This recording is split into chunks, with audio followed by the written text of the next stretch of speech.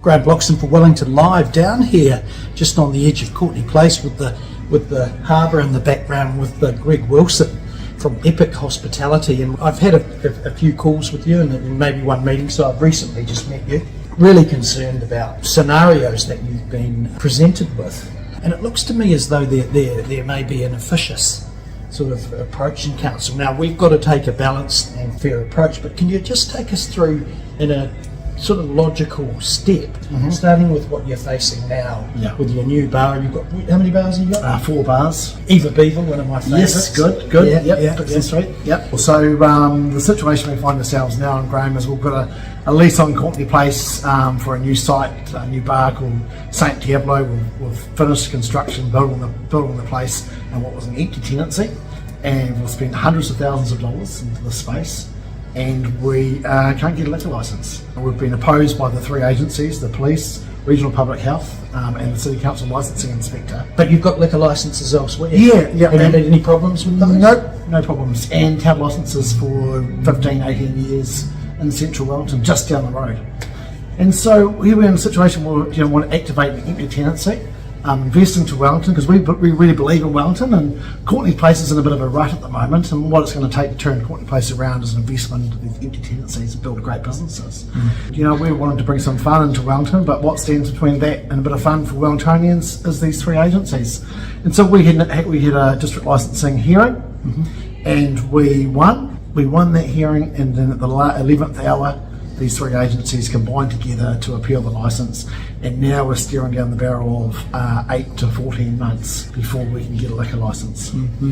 Technically, do you think that's reasonable, fair, if they behaved in a do you worry that when you stand up and you front up like this, that there could be impacts of you talking like this? Yeah, we do worry about that. Yeah, we do. These agencies don't seem to be accountable to anyone.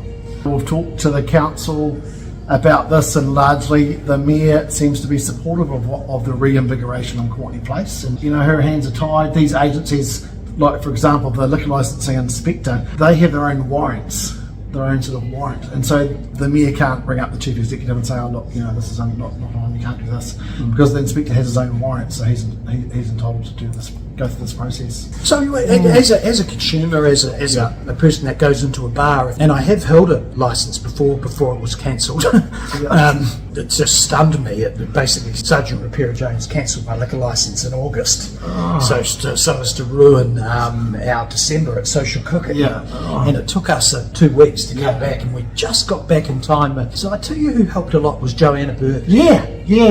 So she's been around, I've been around her for 20 years. And she's been supportive and very helpful to a lot of bar owners in the past. Very fair and reasonable and helpful to the process. And there's definitely a trend going on here, and a precedence, because another bar owner has said to me they have had no hearings for just rolled over, and now they assume that there's going to be a hearing every time. That's what we're feeling too. Yeah, absolutely. And the time and energy that goes into a hearing is a hell of a lot. Some of the statements that were made in there from the officers at council were just ludicrous. Absolutely. So the licensing inspector claimed that we would have food rotting in the chiller, and that the kitchen space wasn't good enough and the chiller wasn't good enough. We have a good track record of running commercial kitchens just down the road from this business with no evidence of poor management whatsoever. And actually, when the notice came out at the end of the hearing, the District Licensing Committee quickly dismissed that because there was just no evidence of that presented at the hearing at all. This licensing inspector particularly was scraping the bottom of the barrel and just throwing whatever they could at this licence to prevent this licence being granted. You got your licence. You got it granted after a big period, I suppose. Presume you're paying rent. You've said to the staff, you then got it. And that night you sent out a text to people saying we've got the licence, and they made a mistake. Yes, that's right. That seems to be an absolute bizarre scenario. It's a nightmare scenario. So just making a difficult process even harder. You got told we could open, and then the next day, no, we can't open. Let's talk about alcohol harm. in Courtney Place, and they do talk about that a lot. Courtney Place is Wellington's entertainment precincts. We don't dispute that there is some alcohol harm that happens around Courtney Place. By and large, Courtney Place is a safe place to party. Largely, the operators on Courtney Place are good operators. When you add alcohol and young people, there's always going to be some issues. And how we work together between the three agencies and the licensees to help mitigate that and help create a safe space.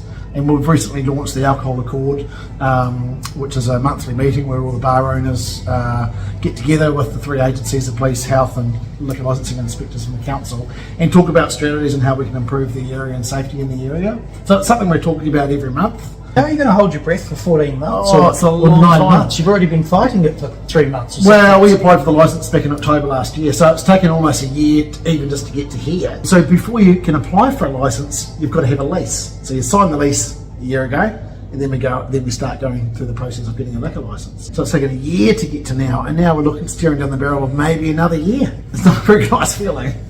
How many people are you going to employ down there? We'll employ about 20 people. Yeah. And so, we've got bars around us that have been closing. There's a number of bars that are closed around Courtney Place. Got the Molly Malone's on the corner here, been closed for years. A number of bars down Blair and Allen Street that have closed down, like Betty's.